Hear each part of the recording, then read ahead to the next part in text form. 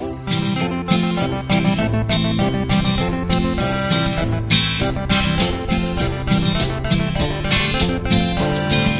होंगे कामयाब, हम होंगे कामयाब, हम होंगे कामयाब एक दिन।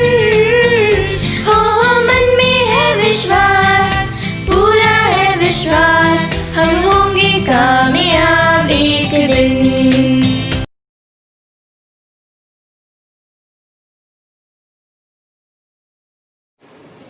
Good afternoon everyone.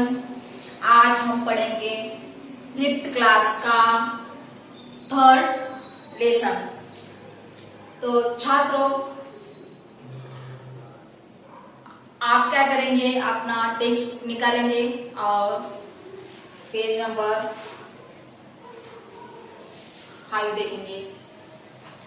हमारा जो लेसन है 3rd लेसन, जिसका नाम है योग्य चुनाव, करेक्ट सिलेक्शन। तो पिछले वीडियो में हमने देखा था कि जो राजा मंगल सेन है, उनके जो मंत्री है जगत राम, वो बूढ़े हो चुके थे और वो अपने काम से मुक्ति पाना चाहते थे।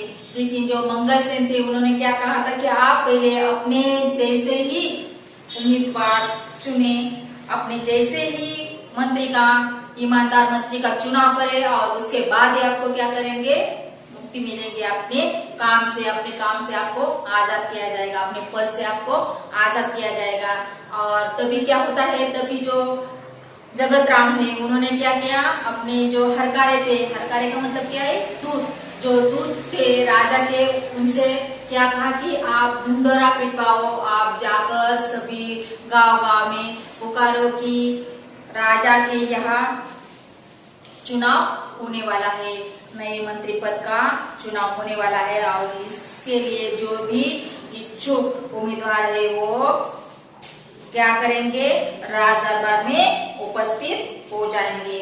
तो जब ये दिन आता है, ये चुनाव का दिन आता है, तभी गांव से वहां पर उम्मीदवार आने लगते हैं। सुबह से वहां पर क्या हो रहे थे, उम्मीदवार आ रहे थे वहां पर। और इसके आगे क्या होता है देखते हैं। चयन वाले दिन राज दरबार की ओर जाने वाले मार्ग पर सुबह से ही नवयुवकों की भीड़ लग गई थी।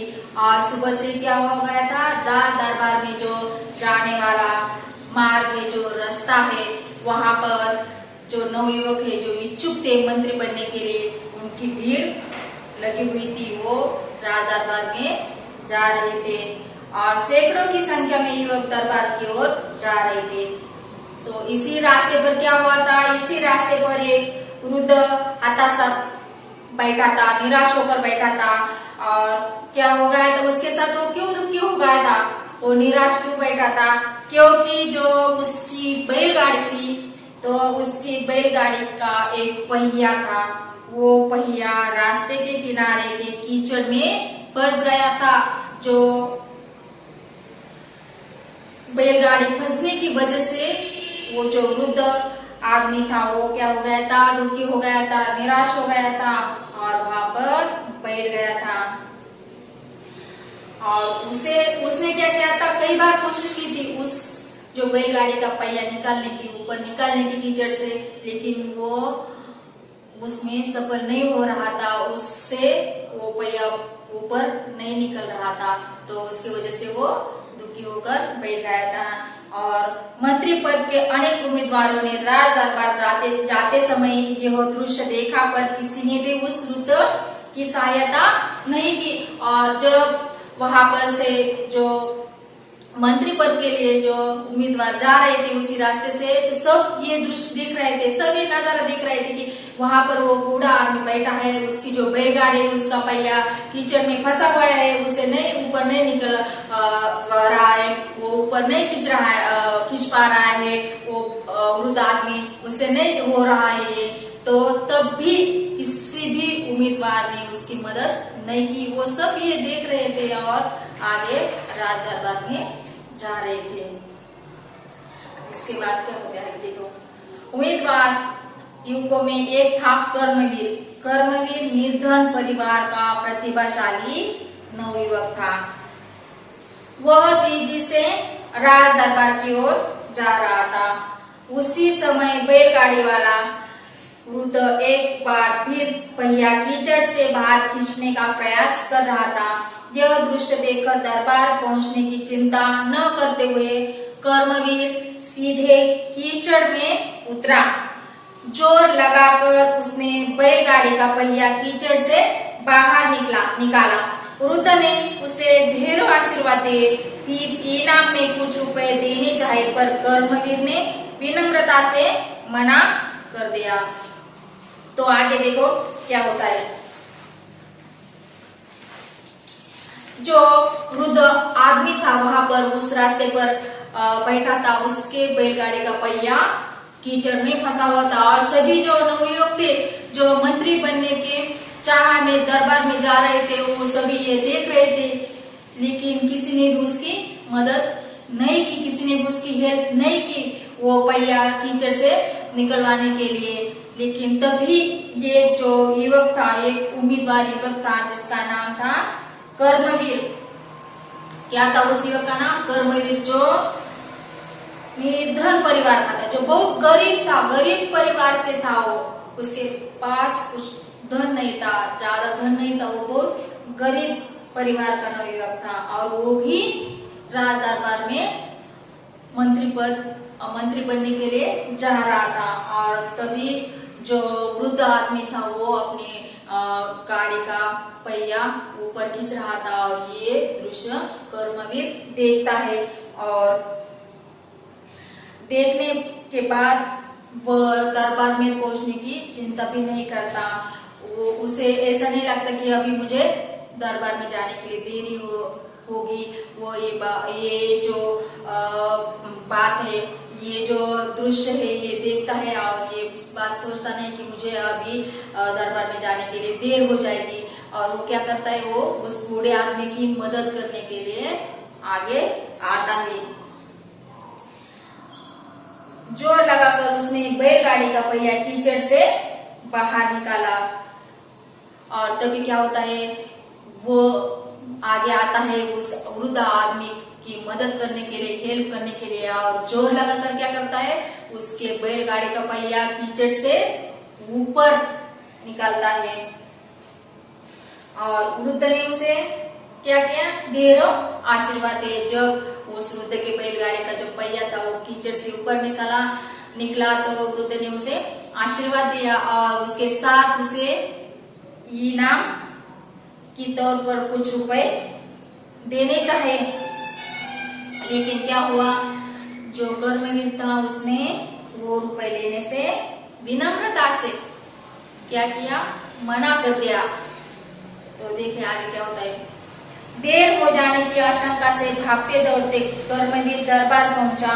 वह हाँफ रहा था, उसके कपड़े कीचड़ से सने थे। सारे उम्मीदवार उसे देखकर हंसने लगे। तभी बैलगाड़ी वाला वृद्ध भी वहां पहुंचा। वह वृद्ध कोई और नहीं बल्कि स्वयं मंत्री जगतराम थे। तो क्या होता है, ये जो कर्मवीर था बहुत गरीब परिवार का था, फिर भी उसने क्या किया, अपनी जो दरबार में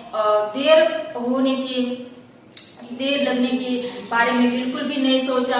उसने वो बूढ़े आदमी को पहिया खींचते हुए देखा तो उससे रहा नहीं गया और वो तुरंत ही उसकी मदद करने के लिए पहुंच गया और उसने जोर लगाकर उस जो वृद्ध आदमी के बैलगाड़ी का पहिया कीचड़ से ऊपर निकाला। तब क्या होता है, तब जो वृद्ध आदमी था उसने उसे आशीर्वाद दिया और उसे कुछ रुपए भी इनाम की तौर पर देने चाहे। लेकिन जो कर्मवीर था उसने वो रुपए नहीं लिए, वो रुपए लेने से मना कर दिया।